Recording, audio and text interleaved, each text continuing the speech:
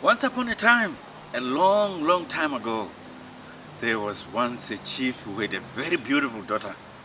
She was so beautiful that when she was ready to be married, many boys came to the chief to ask for her hand in marriage.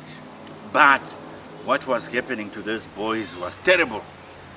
Any boy who would come and say to the chief, I would like to ask the hand of your daughter in marriage, suddenly a big bird would appear from nowhere, from the sky, from nowhere, and grab the boy and take the boy up into the sky and let the boy, and the boy would come and fall down to the ground and die. So many boys died that way. But everyone still came trying to ask for this girl, for the hand of this girl in marriage. There was a young man called Fungai. His father was not that well-to-do. He had few cattle, but he had also a grandfather who was very, very nice to him.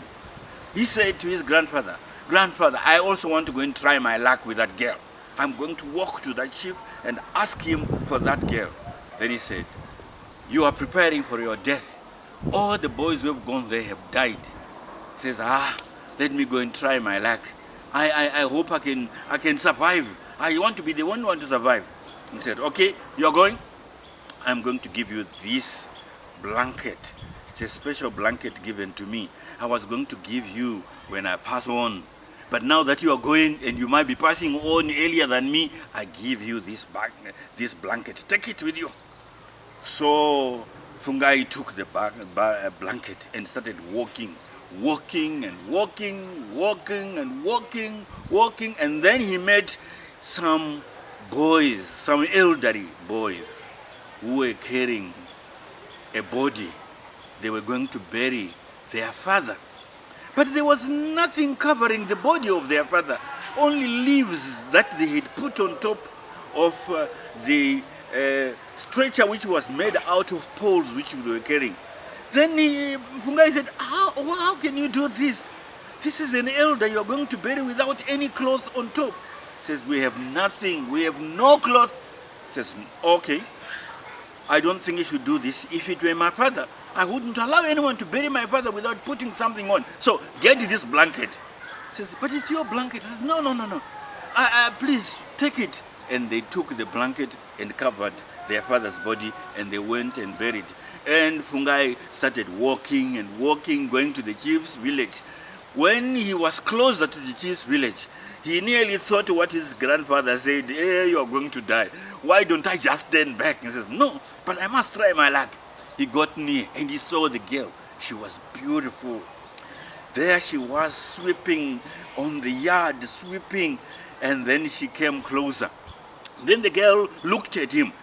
He was very handsome and strong. He says, don't come close. Well, I know what you want. Don't come close. Just go back to your parents. I don't like you to die. I think you should leave. I said, no, but I have come here. I want to see the chief. The chief just suddenly appeared because he could hear them talk. And he said, what do you want, young man? He says, no, I want to ask for the hand of your daughter. I would like to marry her. As soon as he said that, the big black bird that was coming from nowhere was coming down. And it was just about to grab Fungai when suddenly a half-human, half-person, half-body appeared with a spear in the right hand. And this thing started fighting the bird and used its spear and killed the bird. The bird fell down on the ground and it burnt into a big fire. And the chief came and he had never seen such a thing. And the half-human being was there, but they could not see the half-human being. He was standing nearby. Only the boy and the girl could see the half-human being. Then the chief said, you have killed it. Now you can take my daughter. I said, no, I'm not the one who killed it. It's a half-human being here. He just came and he's the one who did it. And the girl said, yes, it's not him, father. It's not him, Fungai, who has killed this bird. It's this half human being. So the first, well, then the half human being will take you, my daughter. Now you can prepare to go. You have all your things ready because we have allowed you to prepare so that once your husband comes, you can take. So they started. Then the half human being said to you, Fungai, you can follow me and escort me since I'm taking my woman to my place. Just escort me. I don't want to leave this village alone. So Fungai said, no, I will escort you. I'll escort you. So they escorted a distance out of the village. Half human being said, now, let's make a plan. You love this girl and I love this girl. I am half human. Let's split her into halves, 2 halves. You can take the other half and I can take the other half because I only need 1 half. Then Fungai said, no, I love this girl so much. I wouldn't like her to be in 2 halves. You take her, you keep her in full. Then the half human being laughed and said, you are very clever, but you are loving. You love the girl so much. I am going to disappear. You can take this girl and go back to show the chief that the girl is yours. Sure, half human being. I said, I'm disappearing. He disappeared. The girl hugged the Fungai and he said, I'm yours now. You can take me back to my father. When they got back, they found all the people talking about this bird that had been killed and how the girl has been taken by Abu. And when they saw Fungai and the girl, they started celebrating because Fungai, the clever boy, kind boy, had finally married the chief's daughter. The chief was so happy that he said at the end of their wedding that he would want Fungai to be the next chief of this village, of these people, because he was kind, loving, and very, very, very clever. That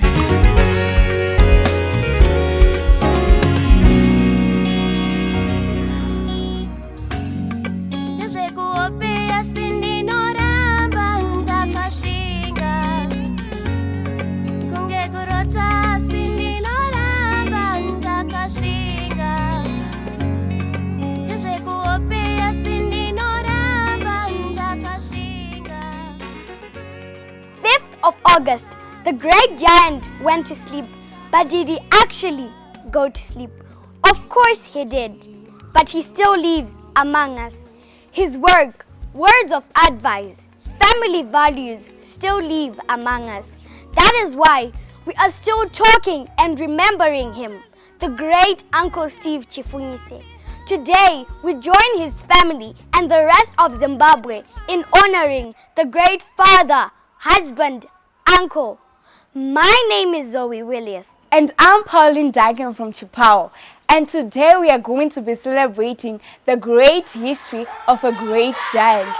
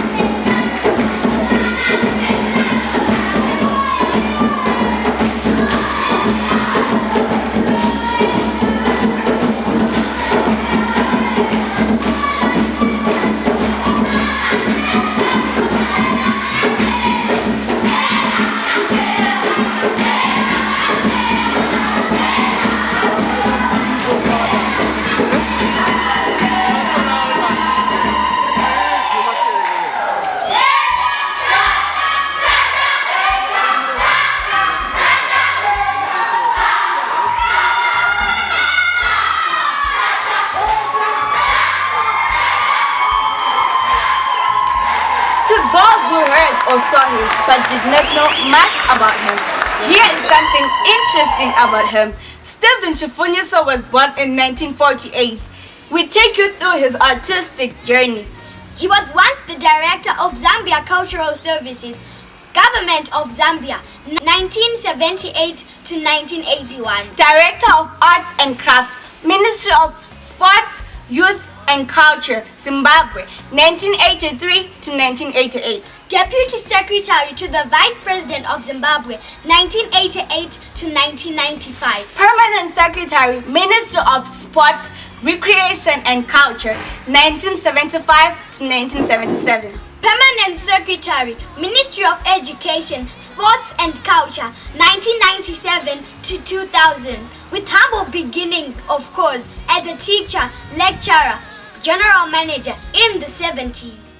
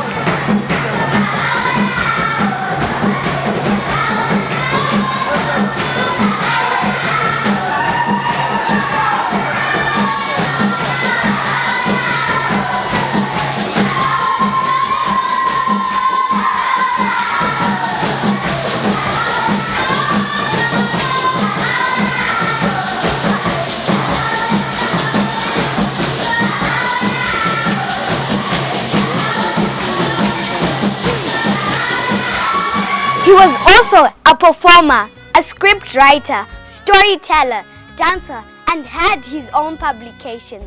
A man of his stature, having to write more than 70 plays, imagine, since 1973.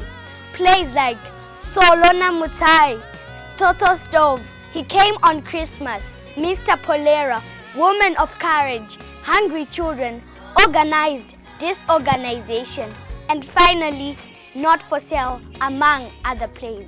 For those not the Armor 2000 who was waiters on ZBC, then you should definitely know the man we are talking about. A cultural guru, the big lion, Shumba Sipambi. Under his wise guidance, Mbende Jerusalem Dance was proclaimed an intangible cultural heritage for humanity by UNESCO.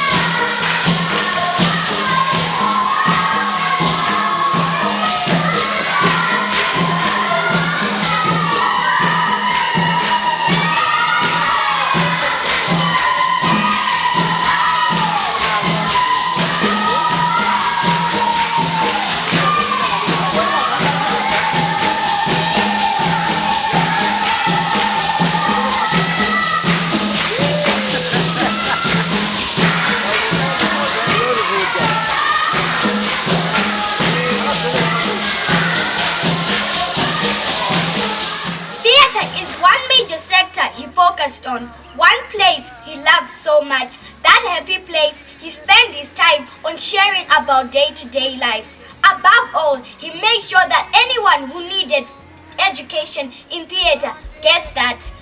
That is why he played his role as a resource person in different workshops and seminars such as Theatre for Change, Women in Theatre, Southern Africa. Use of theatre in community building process workshop, National Theatre in Schools, Theatre in Education, Theatre across the curriculum, National Film Indaba, Pedagogue of Children's Theatre in Zimbabwe, USA, Rwanda, Cameroon, Zambia, Botswana. He made it possible for children, youth, and the adults. Mr. Stephen Chifunyise is somebody who was very passionate about the music industry and the arts industry in general. We all know that he was a playwright and his son was a musician, so he was well versed with the arts industry. I remember one time when we tried to campaign for a separate arts ministry, and everybody was thinking about having Mr. Chifunyise as the one who could handle the arts ministry. We were trying to have a separate arts ministry which was separate from sports and other portfolios. So I remember meeting him for the first time during the 90s after he had just read about me in a number of newspaper articles. And when I met him, I was surprised that he knew a lot about me, and it was like somebody who had done his research, and he knew, besides about me, he knew a lot about the arts industry in Zimbabwe. So I think Mr. Chifunyise was not somebody who was in the arts for money or for any other reasons. He was in the arts as a calling. To him, it was a calling. So his passing away was a serious loss to the Zimbabwean arts industry. And I'm happy that CHIPAWO is doing a commemoration to commemorate his works. So may his soul continue to rest in peace. Stephen Joe Chifunyise. Shumba Sipambi.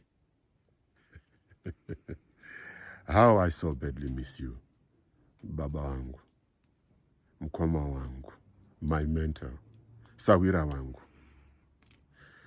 I often think about you, but you have left me such a rich legacy in knowing that at least I will never ever forget you, based on the amount of work that you've actually given us and the work that we actually did for you.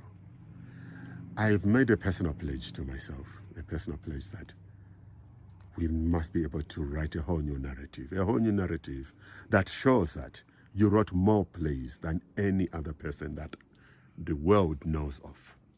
And out of the 70 plays that you wrote, close to 50 of them have actually been produced by different theater companies, including some work that I've actually done myself.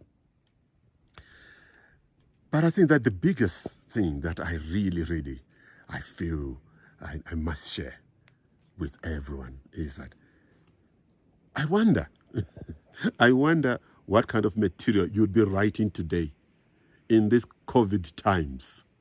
What would you be thinking? What would actually be sharing with us in that head of yours that never stopped coming up with newer content? I'm grateful, and I always remain grateful, that you offered me the rare opportunity of finding closure. I remember our last conversation when we actually said goodbye to each other, when we actually exhausted every manner of conversation between us. I asked you questions, and I asked you how you wanted certain things to be done. You asked me what my future thoughts were, and I shared with you. And then at the end of it all, this is really about 7 days before you passed on, you say to me, Pane chimwe here, is there anything more that you really want to ask me, Dave? And I say to you, no.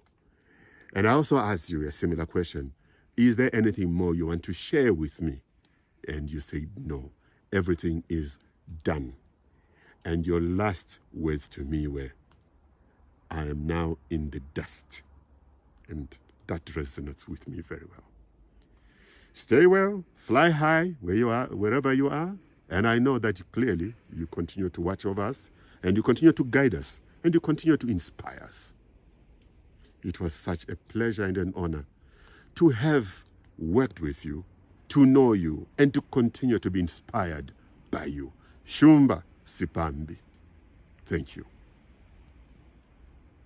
And also when we did my end of year concerts or my Christmas shows, this is when all the CHIPAWO centers will come together and do my performances of what they have learned throughout the year.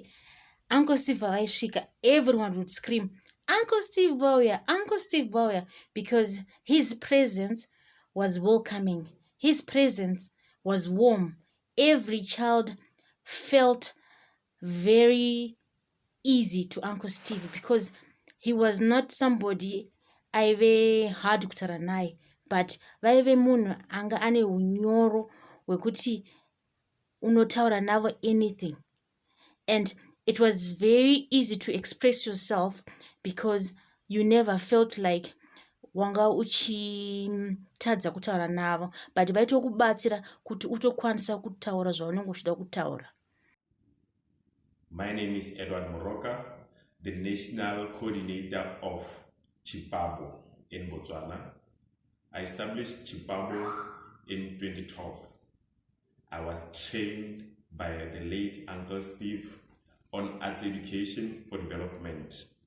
And after training, I established CHIPAWO in Botswana.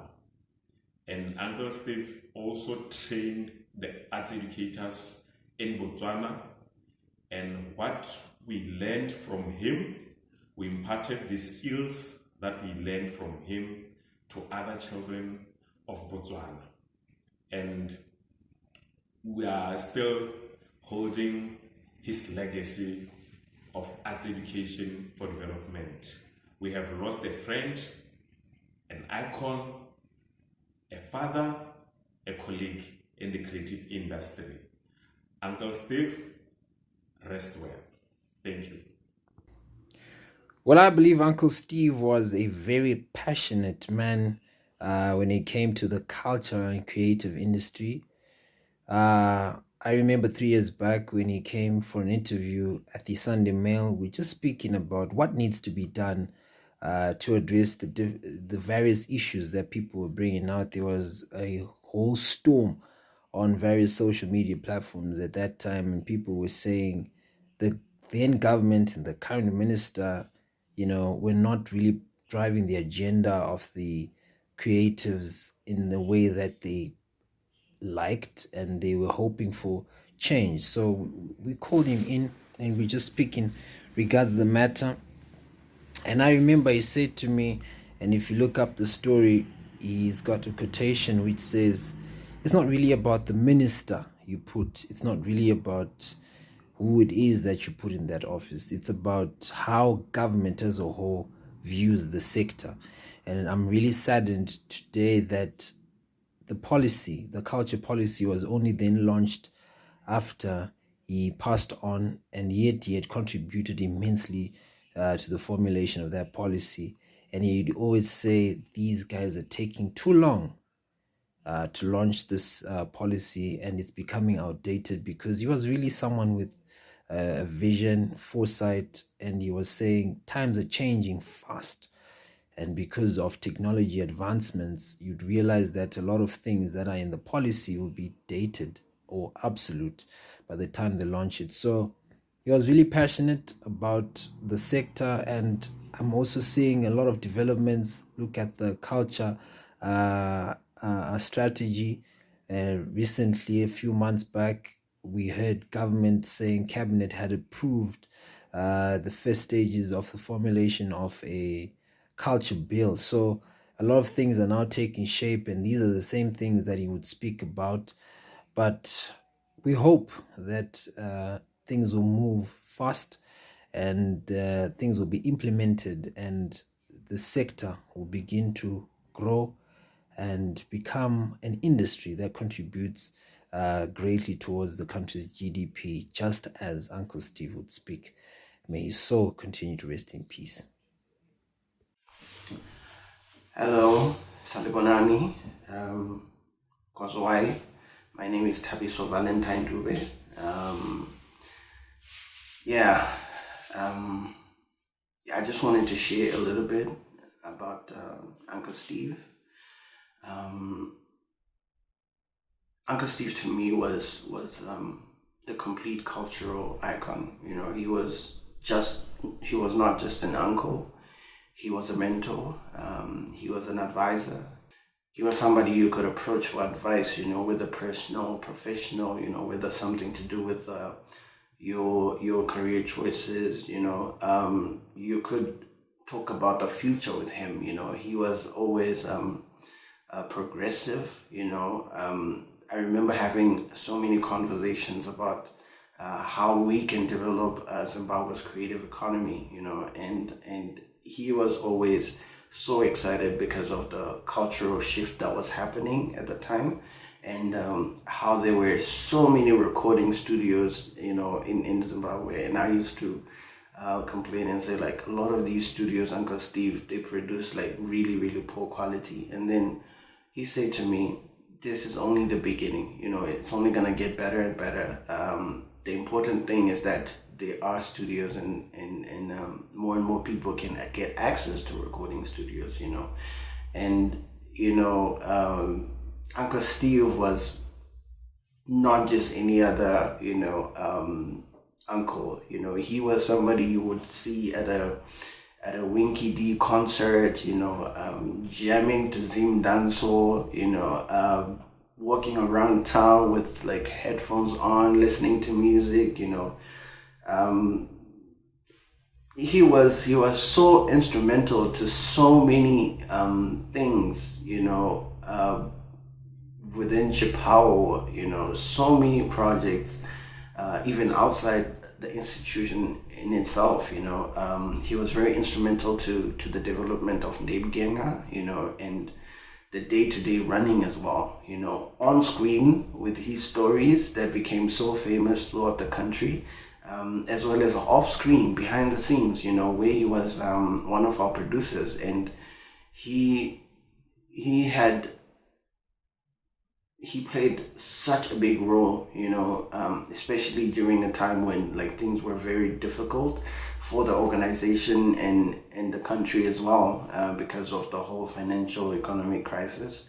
But he would go out of his way, you know, to make sure that we film, we shoot episodes, we air every single week, you know. And to think that like somebody like Uncle Steve, you know, somebody who is a gigantic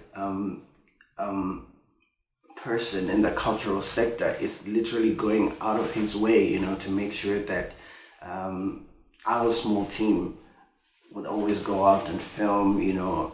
He was somebody who would always give you time, you know. He was just so approachable, you know.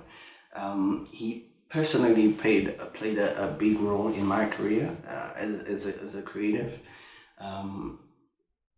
and there was no limits to conversation with Uncle Steve. You could talk about anything, you know. And yeah, I will definitely forever miss him. I miss him every single day. Yeah. Yeah, Uncle Steve. Yeah, if it wasn't for him, I'm pretty sure I wouldn't be where I am today. Thank you so much, Uncle Steve. Whenever I think of Uncle Steve, I just smile because I only have got just good memories. I remember when we used to do my plays in Abo, he used to emphasize on gestures. Gestures, he always emphasized that these are important. Kanauchita play.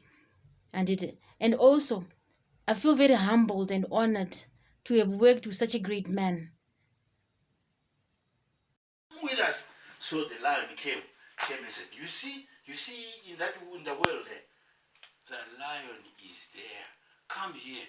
They of course knew that At this time, if the lion looks into there, it will see another lion. So the lion came and says, "Where is it?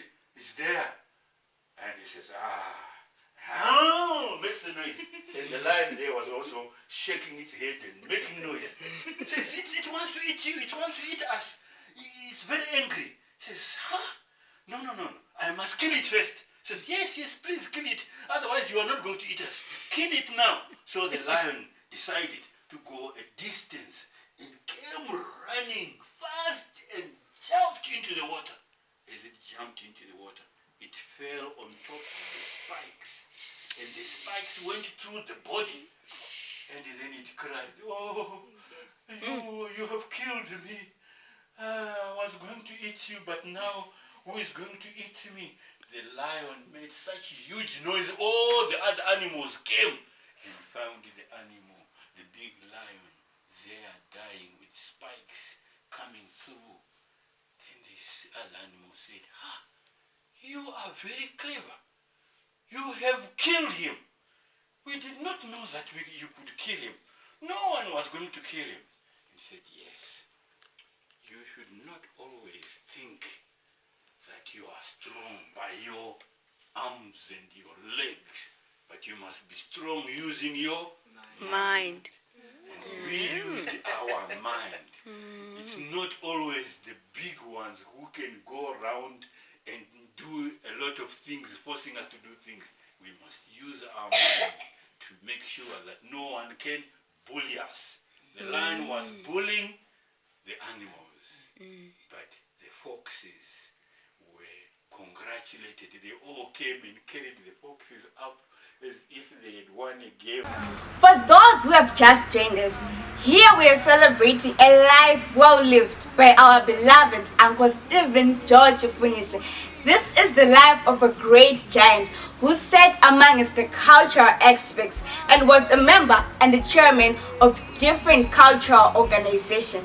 Just to mention a few. Zimbabwe Writers Union, National Arts Council, Zimkopi, Umoja, Zimbabwe College of Music, Zimbabwe Book Development Council, Southern African Film Festival, Harare International Festival of the Arts, Union of African Performing Artists, CHIPAWO, National Intangible Cultural Heritage Committee, UNESCO, Intergovernmental Committee for Safeguarding Intangible Cultural Heritage, Chairman, Culture Committee, Zimbabwe National Commission for UNESCO, till the time of his passing. What a great man he was. With no doubt, I want to achieve all this when I grow up. You can only if you stay focused, Zoe. So they say, catch them young.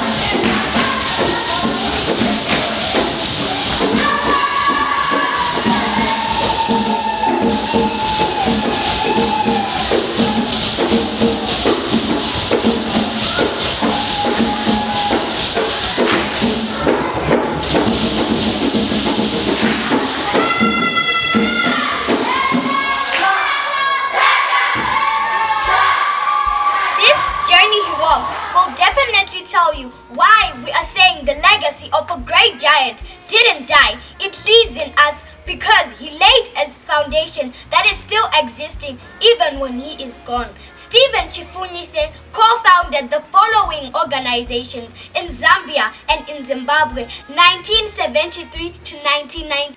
Zambia Film and Video Association, Zambia National Theatre Arts Association, ZANTA, Zambia Center for International Theatre Institute, Union for African Performing Artists, UPA, Children's Performing Arts Workshop, CHIPAWO, Zimbabwe Dance Council, Artists Initiative, Zimbabwe, Zimbabwe Association of Theatre for Children and Young People, Zimbabwe Academy of Arts Education for Development, Zimbabwe Film and Video Association, Zimbabwe Center of International Theatre Institute, ITI, and Observatory on Cultural Policies in Africa, OCPA.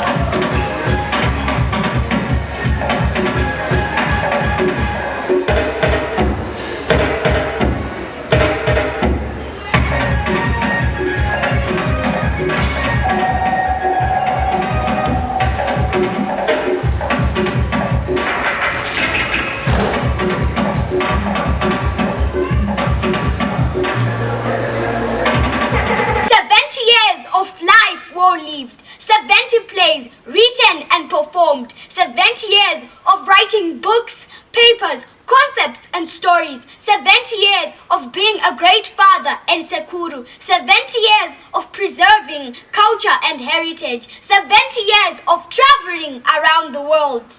Indeed, our uncle traveled around the world. Very fast, Zoe. Let's name some of the countries he went to. France, Togo, Yugoslavia, Zambia, Austria, Botswana, Germany, Namibia, South Korea, Rwanda, South Sudan, Mozambique. Too many to mention. Our uncle still was a globetrotter, and he was never a fan of photos whenever he traveled. So he said. But he encouraged us to take as many pictures as we can whenever we traveled. Thank you.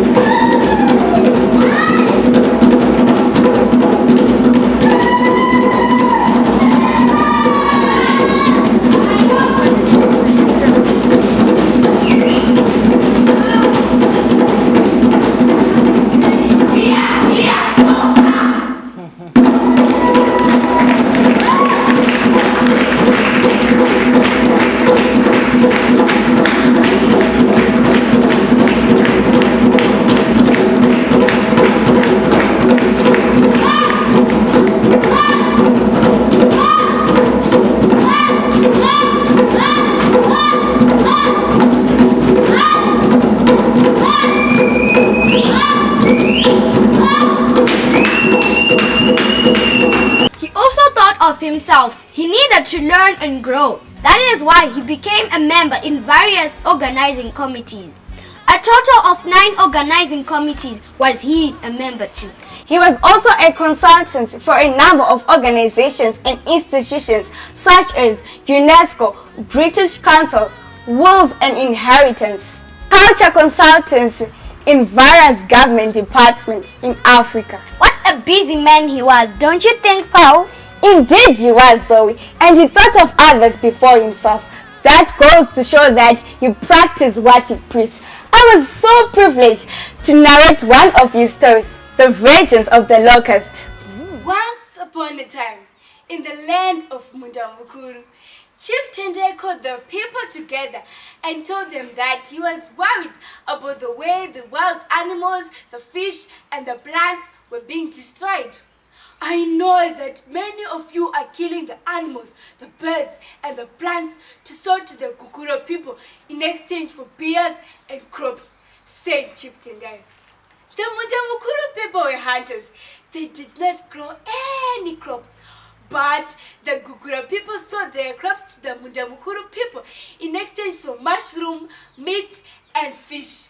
It became a common habit for the Gugura people to sell 3 cups of maize in exchange for elephant's meat or a lion in exchange for a pot of milk. So Chief Tendai called Jakata, the spirit medium, to suggest what we must do to protect our wild animals. Jakata suggested that each family must have a totem of either an animal or a plant. So the people of Mundamukuru were given the whole rainy season to choose their totem. A totem giving ceremony was held.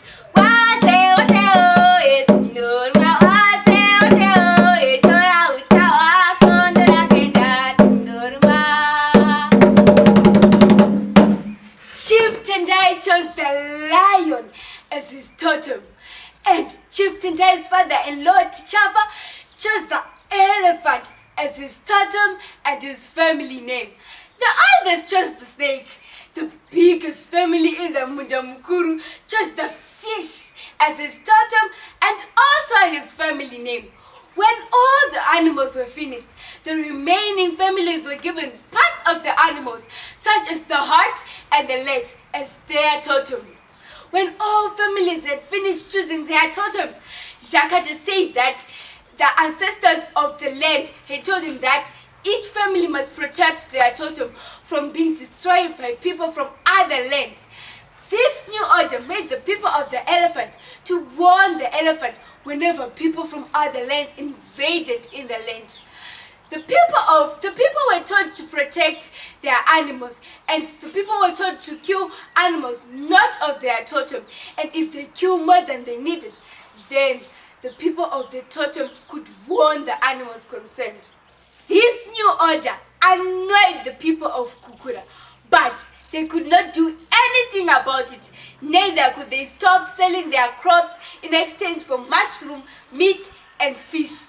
So they decided to poison the people of Mundamukuru. One day, when the Locust family decided to go and buy milk from the Kukura family, the Kukura family then poisoned the Locust family. The Locust family did not know that the milk was poisoned, so the whole family drank the milk and they all died. Then the Locusts did not have anyone to take care of them. Suddenly, people started killing and eating locusts. Even people from other lands started coming to the Mundamukuru and killing locusts for food. The death of the members of the locust totem was seen by the people as a decision from the spirit of the land that they should not protect the locusts as they were too many. 4 years later, the locusts then disappeared in the Mundamukuru and the Kukura land, where locusts had become a favorite meal for so many people there. One day, when the crops were green, looking so beautiful, everyone expected the bumper harvest. Suddenly, a thick, black, heavy cloud hovered in the air and it descended on the ground like a swarm of locusts. People then realized that it was in fact the locusts. The locusts started eating everything it came across. It ate the grass, it ate the crops, it ate everything. The locusts even started eating the grass in the Mundamkuru and the Kukura land until the family that poisoned, the locust family, confessed of their evil doing. After the confession, the locusts then flew away. But just to remind the people of Kukura, the evil they committed a long time ago, a swarm of locusts still invades in the land of Kukura after every 10 years, and it eats every crop. This is the end of my story. Uncle Steve, in his life, he became one of the custodians of our culture, a teacher, a mentor who made sure that the legacy carried on. So we have seen how Uncle Steve helped himself, his family, the country, and the world. All the milestones he achieved. Yes, the giants might be sleeping, but he left a legacy within all of us. One of the words he used to say all the time.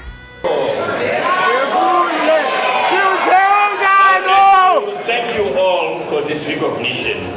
Working in the arts and culture field is my hobby. It is my life. I have enjoyed it, but I've also become one who is learning new things.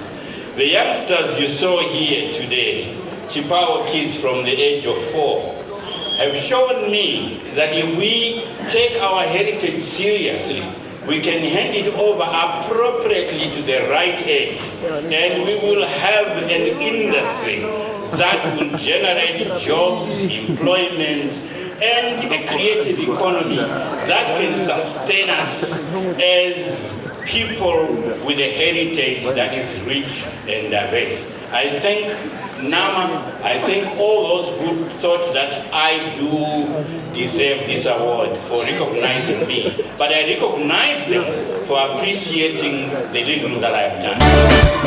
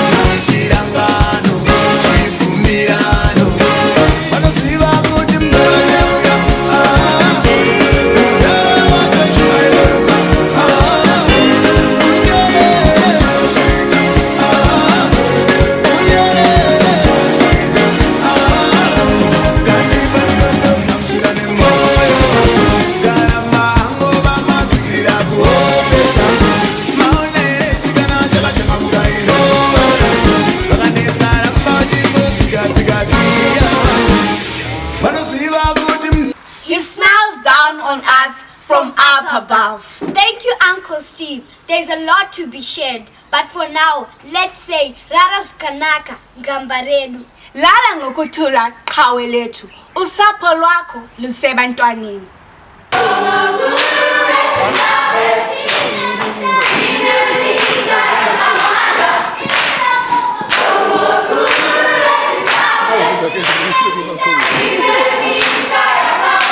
Good.